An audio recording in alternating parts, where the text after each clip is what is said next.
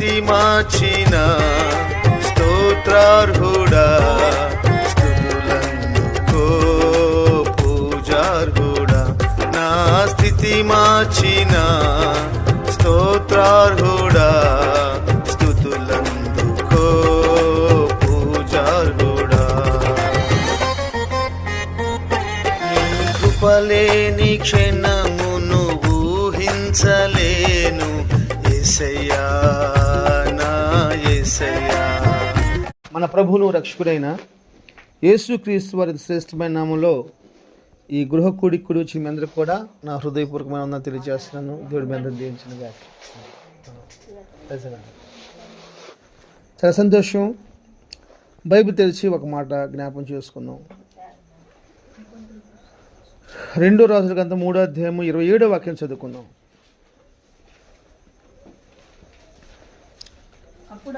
అప్పుడు అతడు తనకు మారుగా ఏలవలసిన పరిపాలన చేయవలసిన తన పెద్ద కుమారుడిని తీసుకొని పట్టణపు ప్రాకారం మీద దహన బలిగా అర్పింపగా ఇజ్రాయేలీలు వారి మీదకి కోపం బహుగా వచ్చును కనుక వారు అతన్ని విడిచి తమ దేశమునకు పారిపోయేది. చాలు. దేవుడు వాక్యంతో మనతో మాట్లాడలాగున ఒక చిన్న ప్రార్థన చేసుకుందాం. మహాపరిశుద్ధుడైన తండ్రి, ప్రేమ నమ్మకం కలిగిన మా యేసు ప్రభువా, ఈ సమయంలో మీ ఘనమైన నామానికి కృతజ్ఞతాస్తుతులు చెల్లిస్తున్నాం. అయ్యా, మీరు పైనే ఉండాలి. అయ్యా, మేము ఎప్పుడు తగ్గించబడాలి. అయ్యా, మేమందరం ఎప్పుడు మిమ్మల్ని గణపరచాలి. మా స్తుతుల సింహాసనాన్ని ఎత్తాలి ప్రభువా. అయ్యా, కృప చూపించండి. ఈ సమయంలో మా ప్రాణాత్మ దేహాలని మీ దగ్గర అర్పించుకుంటున్నాం ప్రభువా. అయ్యా, ఇగో ఈ గృహ కొడికలో మా అందరితో మీరు మాట్లాడండి. ప్రతి ఒక్కరితో మాట్లాడండి. మీ ఆలోచన చెప్పండి. మీ విధానాన్ని పంచుకోండి ప్రభువా. మేము ఎలా ఉండాలో మీరు నేర్పించండి నాయన. ఆ విధంగా ఉన్నట్టుకు సహాయం చేయండి. నేను మాట్లాడితే గాల్లో కలిసిపోతాయి అయ్యా, ఉపయోగం అస్సలు లేదు నాయన. మీరు మాట్లాడితే పరలోకంలో నిలిచిపోతాయి ప్రభువా. పరలోక మాటలు మీరు మాట్లాడితే హృదయాలు నిలిచిపోతాయి ప్రభువా. నిలిచిపోయే మాటలు మాట్లాడండి. వెనుకలిగిన హృదయాన్ని అర్థం చేస్తున్న మనసును దయచేయండి. వాక్యమునకు వ్యతిరేకంగా పనిచేస్తున్న ప్రతి దురాత్మక శక్తిని బంధించమని యేసు నామములో ప్రార్థన చేస్తున్నాను తండ్రి. ఆమేన్. హల్లెలూయా. దేవుడు వాక్యం నుంచి మనతో మాట్లాడలాగా మరొకసారి ప్రభువుని స్తుతిద్దామా?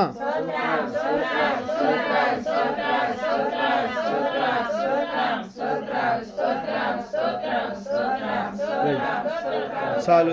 దేవుడు దీవించును గాక. అన్న, మీ పేరు రాంబాబా? నాలాగే ఉన్నావు నువ్వు కూడా. నిజంగా చాలా భక్తి కనబడుతున్నావు నాకు. దేవుడు దీవించును గాక. మీ ఇద్దరిని దీవించును గాక. మీ బిడ్డల ప్రభు కనపరచును గాక. వాళ్ళ జీవితాల్లో మంచి భవిష్యత్తును ప్రభు అనుగ్రహించును గాక.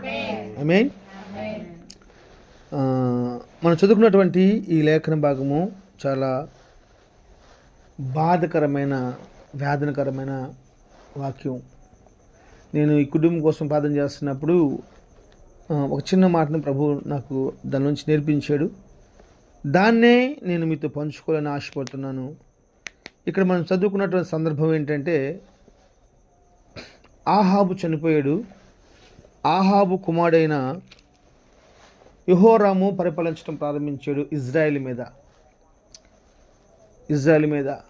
మీద యెహోరాము పరిపాలించడం ప్రారంభించాడు. యూదా మీదేమో యెహోషాపాతు రాజుగా ఉన్నాడు. అయితే ఆహాబు చనిపోయిన తర్వాత యెహోరాము ఎప్పుడైతే రాజ్య పరిపాలన చేయడం ప్రారంభించాడో, నాకే చూడండి మా చెత్తగా అన్నమాట, ఎప్పుడైతే పరిపాలన చేశాడో అప్పుడు శత్రుదేశపు రాజులు వీళ్ళకి కప్పం కట్టేవాళ్ళు, పన్ను కడతా ఉండేవాళ్ళు. మోయాబు దేశపు రాజు కూడా సంవత్సరం పన్ను కడతా ఉండేవాడు. ఎంత పన్ను కట్టేవాడు అంటే 1,00,000 మేకలు, 1,00,000 పొట్టేళ్ళు, 1,00,000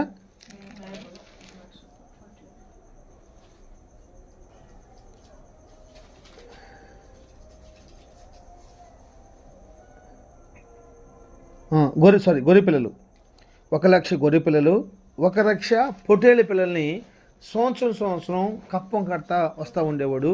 ఎప్పుడైతే ఆహాబు చనిపోయాడో వాళ్ళ కుమారుడు రాజుగా తనకు మారుగా, ఆహాబుకు మారుగా రాజుగా యెహోరాము ప్రారంభించేసేసి ఇజ్రాయెల్ దేశాన్ని పరిపాలిస్తానని చెప్పేసి నిన్న ఈ మోయాబు రాజు మేష అనేవాడు ఏం చేశాడంటే వాళ్ళతో ఏ విధంగా చేతనైనా సరే యుద్ధం చేసేసి వాళ్ళని ఏం చేయాలంటే ఇక్కడ నుంచి నేను పన్ను కట్టకూడదు, ఇక్కడ నుంచి నేను కప్పం చెల్లించకూడదు, నా ఆస్తి అంటే వాళ్ళకి పోకూడదు అన్న ఆలోచనతో ధైర్యం చేసుకుని సైన్యాన్ని సమకూర్చుకొని ఇజ్రాయెల్ దేశపు రాజు మీదకి వెళ్ళినప్పుడు బైబిల్ చెప్తున్న సత్యమైన మాట ఏంటంటే ఆ ఇజ్రాయెల్ దేశపు రాజు ఎవరు?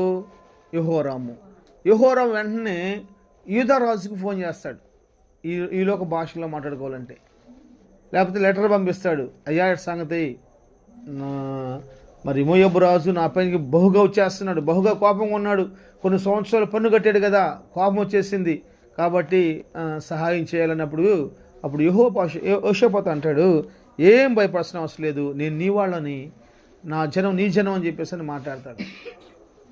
మాట్లాడినప్పుడు వాళ్ళిద్దరు కాక యోదోము రాజు కూడా ముగ్గురు పోగయ్యి ఏదోము రాజు, యూదా రాజు, ఇజ్రాయెల్ రాజు ముగ్గురు పోగయ్యి ఆ మోయాబు దేశపు రాజు పైన యుద్ధం చేద్దామని చెప్పేసి బయలుదేరతారు. వాస్తవానికి ఈ మాటలు మీకేం అర్థం కావాలని నాకు తెలుసు. ఈ మెసేజ్ నన్ను గంట చెప్పినా కానీ మేము పేర్లు చెప్పాను ఒక్క పేరు కూడా మీరు చెప్పారన్న విషయం కూడా నాకు తెలుసు కదా. చెప్పండి, మోయాబు రాజు ఎవరు? మేష. ఇజ్రాయెల్ రాజు ఎవరు? యెహోరాము. యూదుల రాజు ఎవరు? యెహోషాపాతు. యోదోము రాజు. వీళ్ళు ముగ్గురు కలిసేసేసి మోయాబు రాజు మీద యుద్ధానికి వెళ్ళారు. ఎప్పుడైతే యుద్ధానికి వెళ్ళారో ఆ యుద్ధానికి వెళ్ళిన సందర్భంలో వాళ్ళు అనుకోకుండా వేరే ప్రాంతానికి వెళ్ళిపోయాడు. రైట్, హల్లెలూయా. అసలు నేను మీకు చెప్పాలి అనుకున్న అంశం ఏంటంటే మనిషి జీవితంలో ఓటాన్ని సహించలేడు. ఓడిపోవటం ఎవరికి ఇష్టం ఉండదు. మనం ఓడిపోకూడదని చెప్పేసి యేసు ప్రభువారు ఈ లోకానికి వచ్చేసేసి కలవరి శిలువలో బలైపోయేసేసి ఆయన మరణాన్ని గెలిచి అన్ని విషయాలు మనం గెలిపించాడు. ప్రైజ్ ఎలా. ఓటాన్ని మనిషి సహించలేడు, ఓడిపోకూడదు. ఇది నా ఆలోచన కాదు, ఇది దేవుని యొక్క గొప్ప ఆలోచన. ఓటమి అనేది ఎవరికి ఉండకూడదు. లిడియా తను ఫస్ట్ క్లాస్ చదువుతున్నప్పుడు బైక్ జ్వరం వచ్చి, ఫస్ట్ క్లాస్ యూకేజీ అనుకుంటాను, వాళ్ళకి రన్నింగ్ రేస్ ఉంది. ఇక అందరూ ఏమంటున్నారంటే ఆ అమ్మాయి ఫస్ట్ వచ్చింది, ఆ అమ్మాయికే బహుమానం అది అని చెప్పేసి కప్ అని చెప్పి అందరూ అనుకున్నారు. యూకేజీలో చదువుతున్నప్పుడు చెన్నైలో ఉన్నాం మేము. ఆ సమయంలో సడన్గా నైట్గా జ్వరం వచ్చేసింది. మేమన్నా వద్దులే నన్ను, నువ్వు పోవద్దులే ఉండని చెప్పేసి అన్నాం. కాదు ఇప్పుడు కూడా ఫొటోస్ ఉన్నాయి. కాదు నీకు కంపల్సరీ వెళ్తాను చెప్పేస్తుంది. ఏమ్మా ఇప్పుడు పోకపోతే చిన్నపిల్ల. సరే వాళ్ళు సార్ లేదు సార్ కంపల్సరీ పంపించండి, పాప రన్నింగ్ రేస్లో పాల్గొనని చెప్పేసి అన్నారు. పెద్ద గ్రౌండ్ నిజంగా. మరి ఆ రోజు ఉన్న ఆ వైరాగ్యం, ఆ తీర్మానం, ఆ కసి ఏందో మాకు తెలియదు, కానీ కనీసం ఆ 1, 2, 3 గెలిచే ముగ్గురులో ఒకళ్ళగా నేను ఉండాలి. ప్రైజ్ ఎలా. ఒకటిగా ఉండాలి, లేకపోతే 2గా ఉండాలి, లేకపోతే 3గా ఉండాలి, 4గా మాత్రం ఉండకూడదు. ఆ రోజు నిశ్చయంగా ఆ అమ్మాయి సెకండ్ రోజు థర్డ్ వచ్చింది అనుకుంటాను. సెకండ్లోనే థర్డ్లోనే వచ్చింది. అసలు నాకు ఎంత సంతోషం అనిపించిందంటే ఆమె అంత బలహీనంగా ఉండి, జ్వరం ఉండి, చిన్నపిల్లకి బలహీనలు కాబట్టి. ఇప్పుడు ఎగ్జాంపుల్ పెద్దవాళ్ళకి జ్వరం వస్తే ఏ పురుగులు కడుపు శరీరంలో పనిచేస్తాయో అదే జ్వరం వచ్చినప్పుడు అదే పురుగు చిన్నపిల్లల కూడా మీద అటాక్ చేస్తాయి. అందుకని వాళ్ళు ఎక్కువ సివర్ అయిపోతారు, ఎక్కువ నీరసం అయిపోతారు, ఎక్కువ బలహీనం అయిపోతారు, ఎక్కువ ఓర్చుకోలేరు. మనం పెద్దల మీద సలగడం అనమాట. సో నేను చెప్పే మాట ఏంటంటే ఓటమిని మనం ఏ మనిషి కూడా అంగీకరించలేడు. ఓటమి అనేది ఎలా ఉంటుందంటే, ఉదాహరణకి ఎన్ని మార్కులు నాన్న పాస్ మార్కులు మీకు? 40. వాస్తవానికి మా కాలంలో 35 అయితే పాస్. 35 వస్తే పాస్, 34 వస్తే ఫెయిల్. ఇప్పుడు ఎగ్జాంపుల్ 34 వచ్చిన ఏమంటారు? వీడు ఫెయిల్ అయిపోయాడు అంటాడు. 1 మార్క్ వచ్చినండి, 20 మార్కులు వచ్చినండి, అదేంది?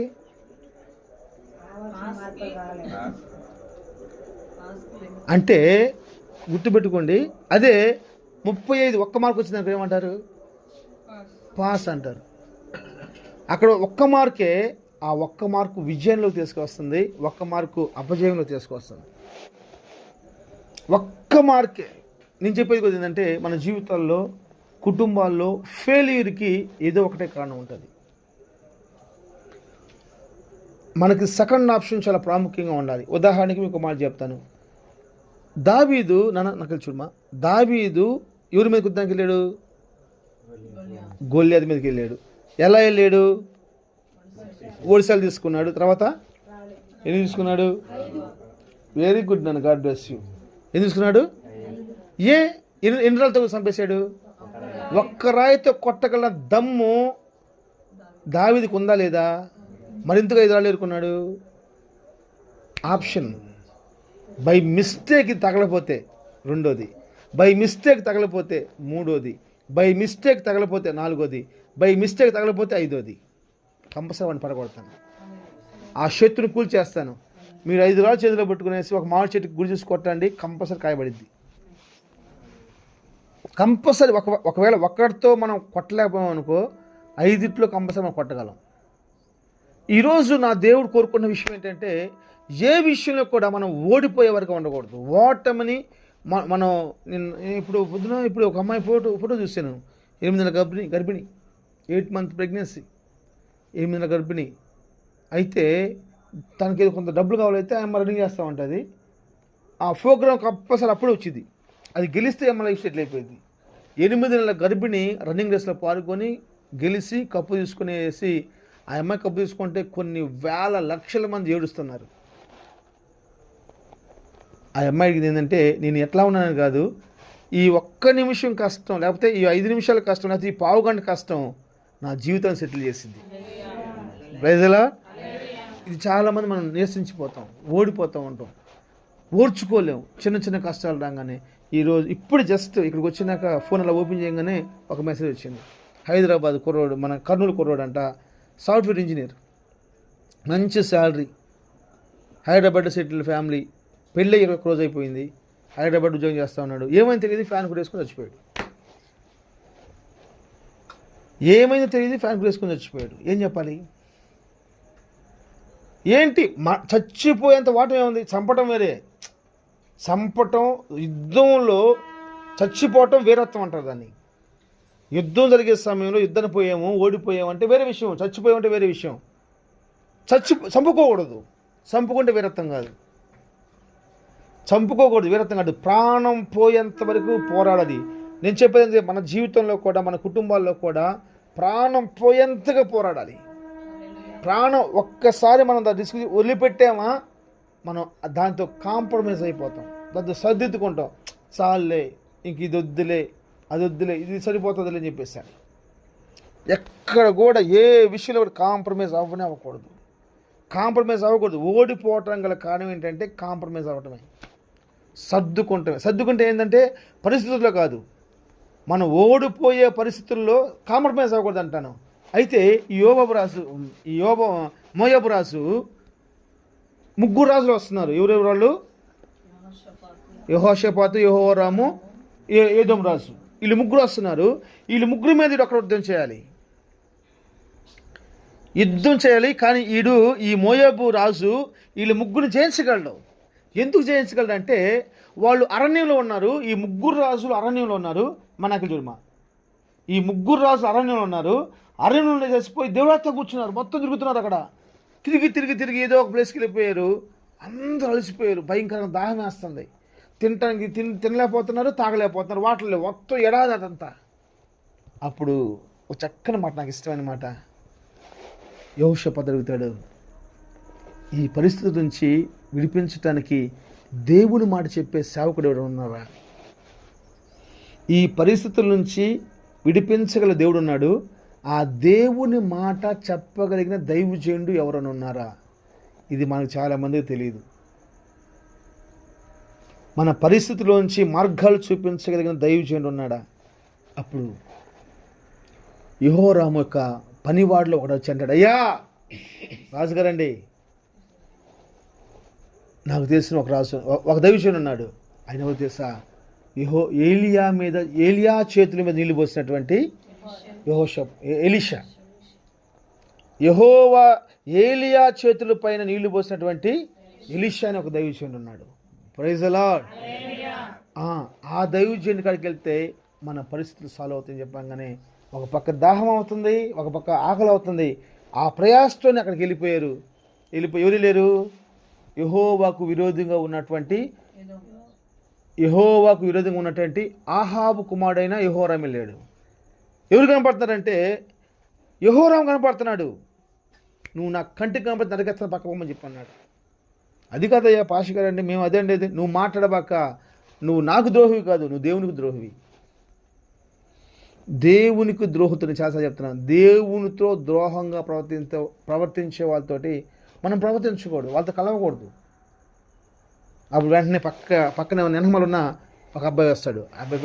ఆయన వస్తాడు. ఆయన పేరు ఎవరంటే యెహోషాపాతు. నువ్వు వచ్చావా? నిన్ను చూసుకొని నీకోసం నేను ఎందుకు ప్రార్థన చేయని చెప్పేసి వెంటనే ప్రార్థన చేస్తాడు. ఎలా ప్రార్థన చేస్తాడు?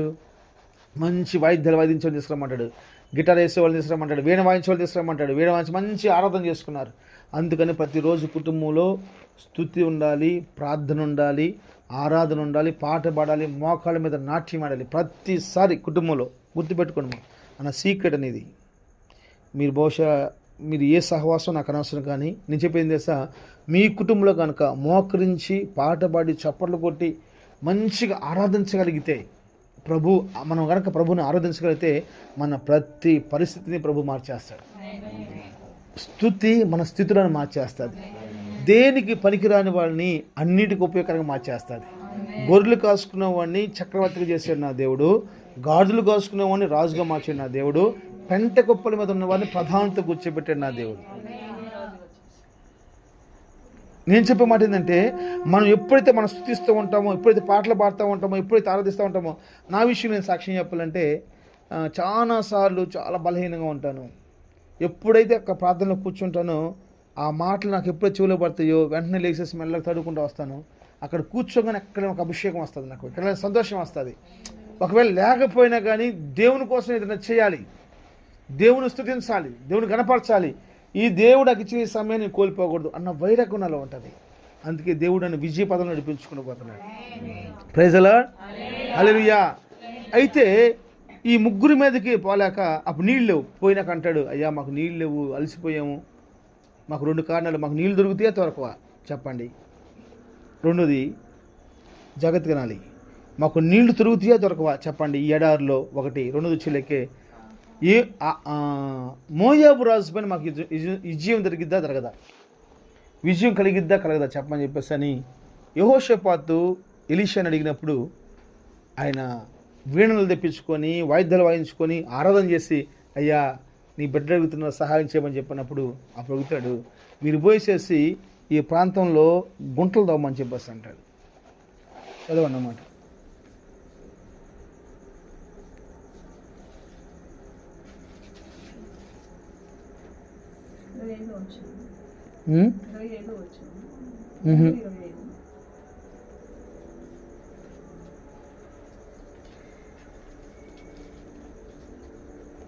పదిహేడు వచ్చింది.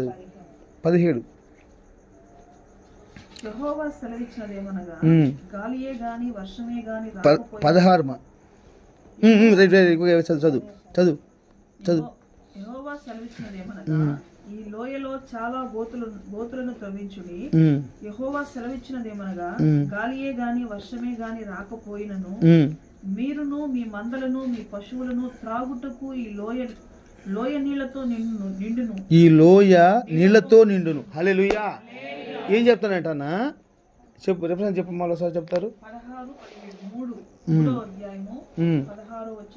యెహోవా సెలవిచ్చినది ఏమనగా ఈ లోయలో చాలా గోతులను తవ్వించుడి. అంతే ఉంది. అక్కడ ఏం చేయాలంట? ఇప్పుడు వాళ్ళకి ఏం కావాలి? నీళ్లు కావాలి. నీళ్లు లేకే దైవజన్ దగ్గరికి వెళ్ళాడు. ఏదైతే ప్రాబ్లం ఉందో ఇప్పుడు అంటాడు, మీకు నీళ్లు కావాలంటే పోయి తవ్వుకోమని చెప్పేసి అంటాడు. ఎవరు తవ్వగలరు? ఆకలి అవుతుంది, మధ్యాహ్నం 1 గంటలకు అన్నం తినాలి, తవ తిందుకున్నాను కాసేపు పోయి పని చేయమని చెప్పన్నాం అనుకో, చేస్తారు ఎవరన్నా? మన ఓటమికి అదే కారణం. మన ఓటమికి ఓర్చుకోలేకపోవటం కారణం. ఓర్చుకోలేం అసలు. 1 అరగంటలో పని చేస్తే అసలు ఏమీ జరగదు. కానీ ఆ అరగంట ఓర్చుకోలేక బాబా మామూలుగా ఉండదు. ఇంకా అంతే, మామూలుగా ఉండదు. ఇంకా అర్థం ఎప్పుడైతే సావుకుడు చెప్పిన మాటకు లోబడిపోయి వాళ్ళు నీళ్లు ఆ గుంతలు తవ్వారో, పోయి పుణుకున్నారు. పొద్దున్న లేసేలకి ఎలా ఉందంట? 22 వచ్చింది.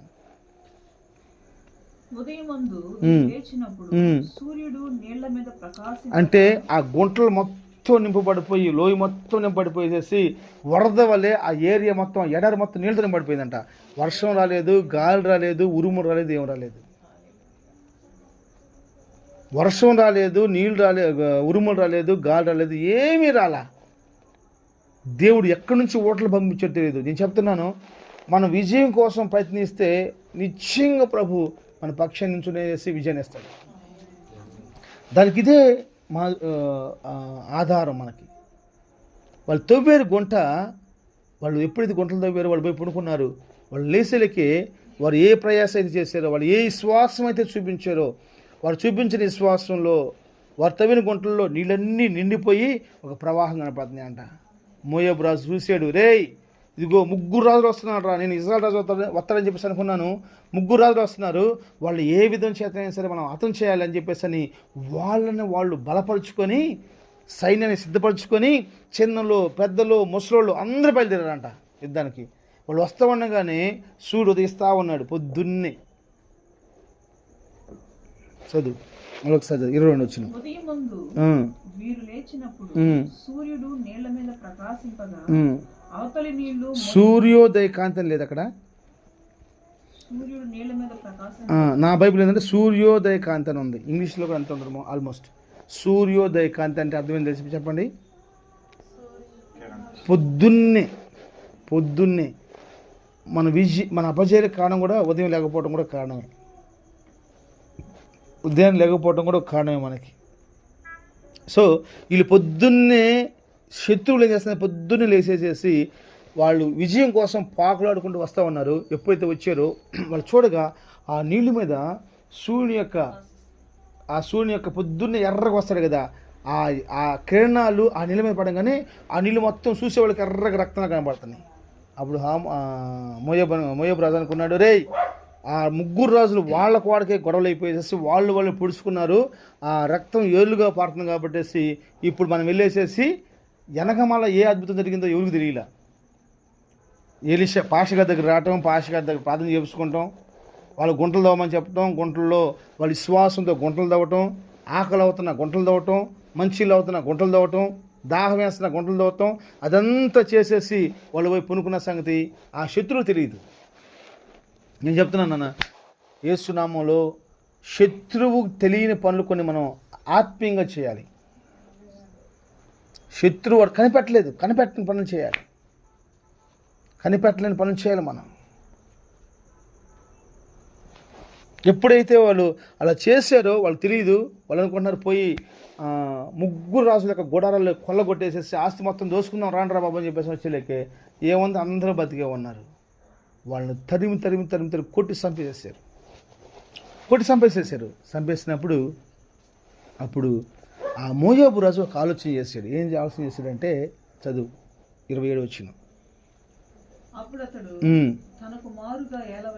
తనకు మారుగా ఏలవలసిన తన జ్యేష్ఠ కుమారుని తీసుకొని పట్టణపు ప్రాకారాల మీద దహన బలిగా అర్పింపగా ఇజ్రాయేలు వారి మీదకి కోపం బహుగా వచ్చిన కనుక వారు అతన్ని విడిచి తమ దేశంకు మరలిపోయేది. ఇప్పుడు నాకు చూడండి, నేను చెప్తాను మీకు అర్థమయ్యేటట్టు. ఇప్పుడు ఏం చేశాడంటే నేను ఇటు ఓడిపోతున్నాను. ఇప్పుడు ఈ ఓటమిని వీళ్ళు ఓటమి ఎలా గెలిచాలంటే రాజును చంపేయాలి, రాజును పట్టుకొని రావాలి, అప్పుడే గెలిచినట్టు. రాజును చంపేయాలి, లేకపోతే రాజుని తీసుకుని వాళ్ళతో తెచ్చుకోవాలి, అప్పుడే వాళ్ళు గెలిచినట్లు. ఇక్కడ ఏం చేశాడంటే వీడు తెలివిగా మోయాబు ఏం చేశాడంటే ఈ ఇజ్రాయేల్కి ఏది హేయమైంది అంటే నర్రబలి. మన దేవుడికి నర్రబలి కోరుకునేవాడు కాదు. మనిషిని బలించటం.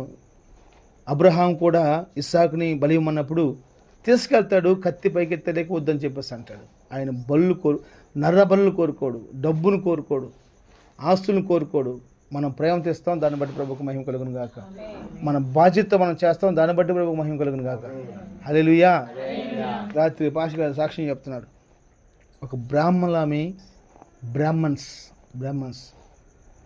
యేసు ప్రభు మీద ఆశ కలిగేసేసి ఒక చిన్న పుస్తకం తెప్పించేసేసి ఆ పుస్తకం బాత్రూంలో పెట్టుకునేసేసి చదువుకుంటూ స్టార్ట్ చేసిందంట. ఇంట్లోకి వస్తే ప్రార్థన ఇంటి వాళ్ళు రెంట్కుంటున్నారు, ఆ ఇంట్లో ప్రార్థన పడితే ఇల్లు గలైనా ఖాళీ చేస్తానని చెప్పేసి అన్నాడు. వాళ్ళ ఆయనకి ప్రార్థన అంటే పడదు, వాళ్ళ ఇంట్లో వాళ్ళకి ప్రార్థన అంటే పడదు.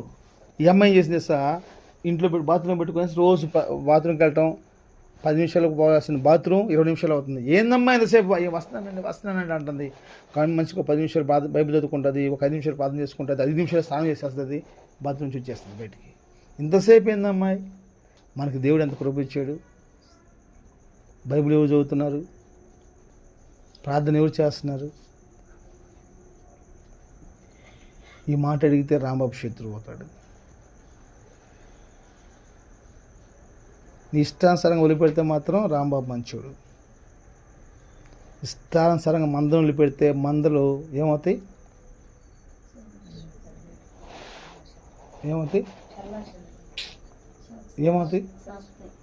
మటన్ అవుతాయి.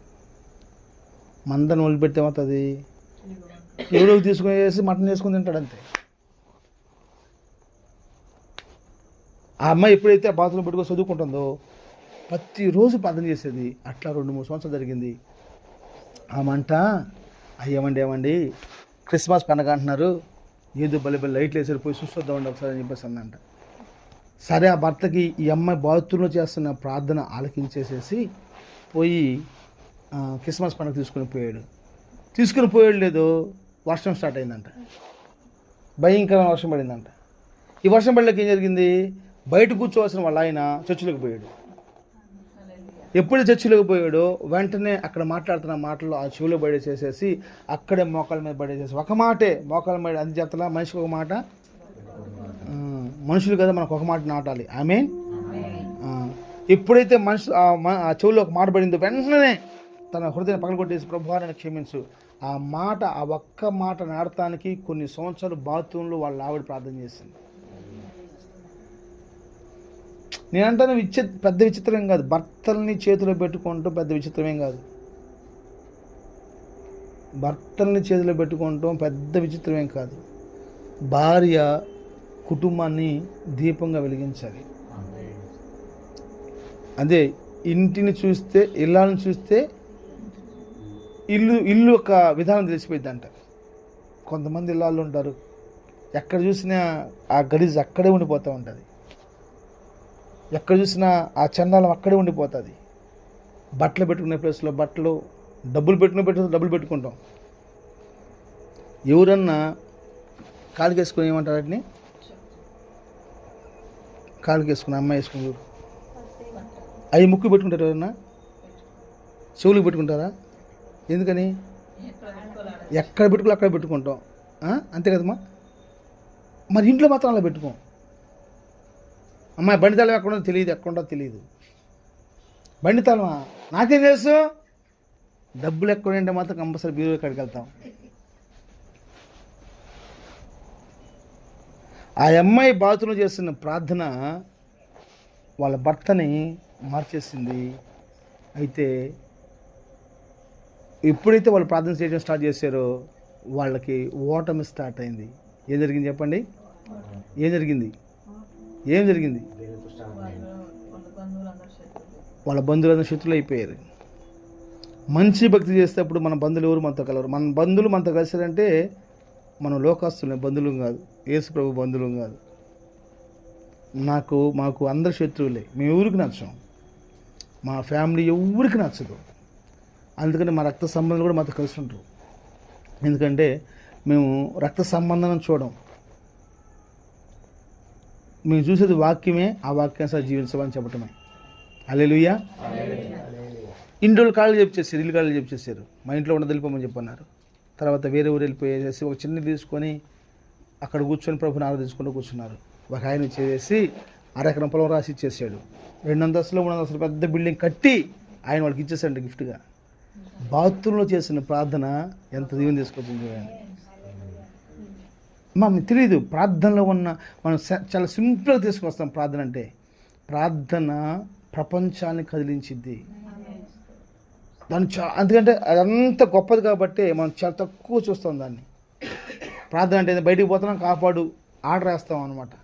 ఆరోగ్యం లేదు, ఆరోగ్యం ఇయ్యి, పెళ్లి కావట్లేదు, పెళ్లి చెయ్యి, ఉద్యోగం లేదు, ఉద్యోగం ఇయ్యి, అది ప్రార్థన అనుకుంటాం మనం. ప్రార్థన అంటే దేవుని మహింపరచాలి, దేవుని సంతోషపరచాలి, దేవుని గొప్ప చేయాలి, దేవుని గొప్ప చేయాలి. ఇప్పుడు ఉదాహరణకి కొట్టుకెళ్ళాం అనుకో, కొట్టుకెళ్తే వాళ్ళమ్మ సరుకులు తీసుకుంటూ కూర్చుంది, ఆ పిల్ల ఏడుస్తుంది అనుకో, ఆ కొట్టు యజమాని ఏం చేస్తారు వేసా, ఏం చేస్తారు చెప్పండి?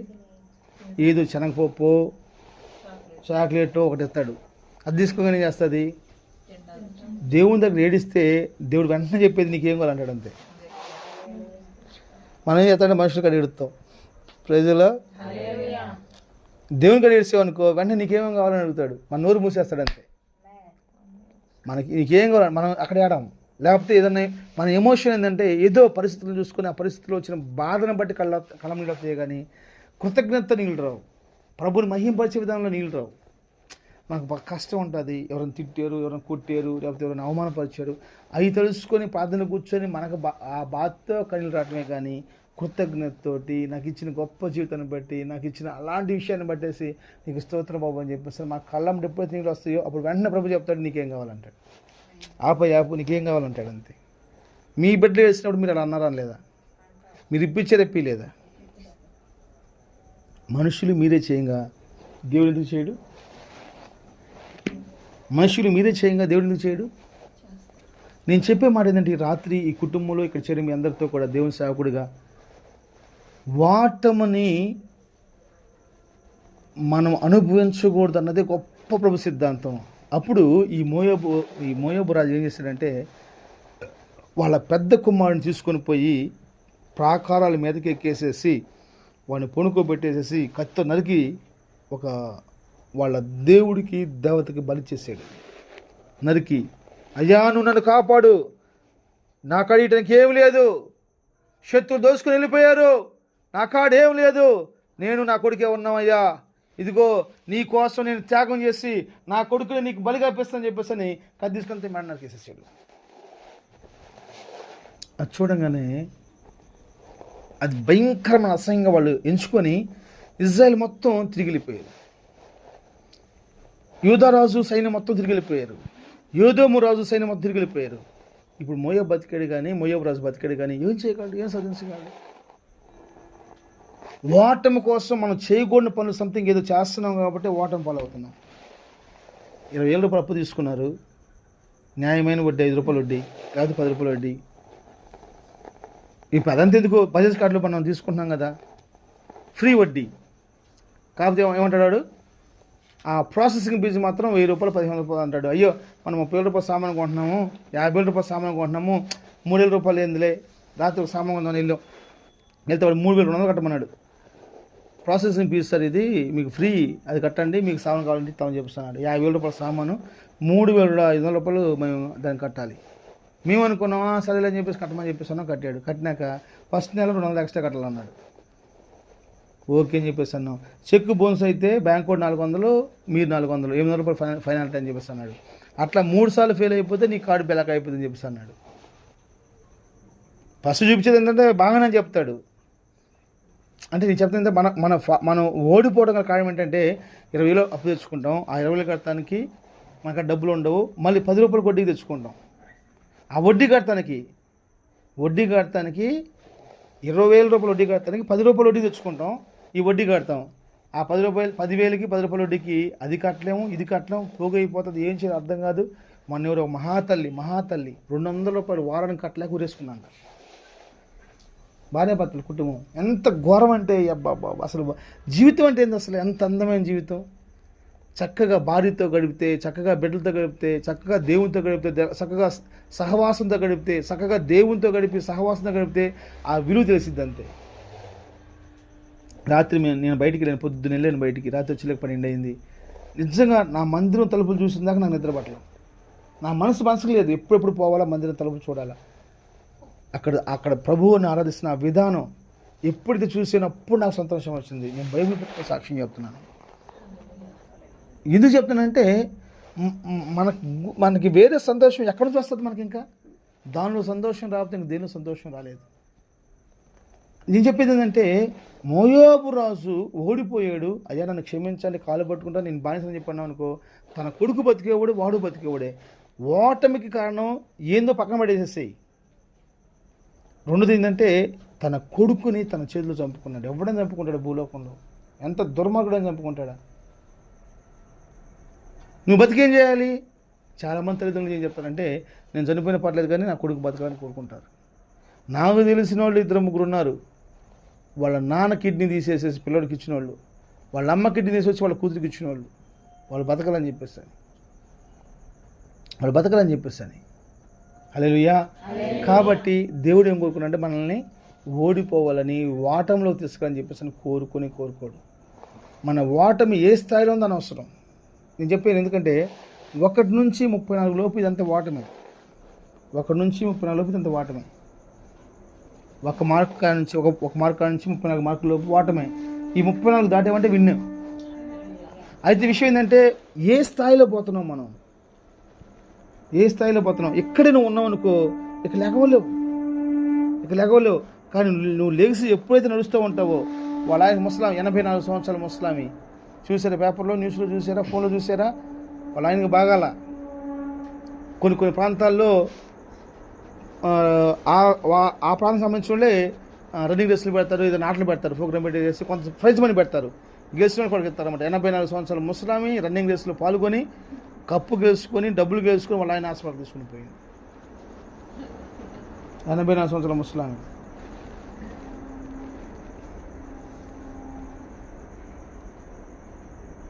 Praise the lord. కాబట్టి చెప్తున్నాను, ఈ సంవత్సరం ఈ కుటుంబానికి నా దేవుడు విజయాన్ని దయచేయను గాక. సిగ్గుపడిన ప్రతి పరిస్థితులు సంతోషంగా ప్రభు చేయను గాక. ఆమేన్.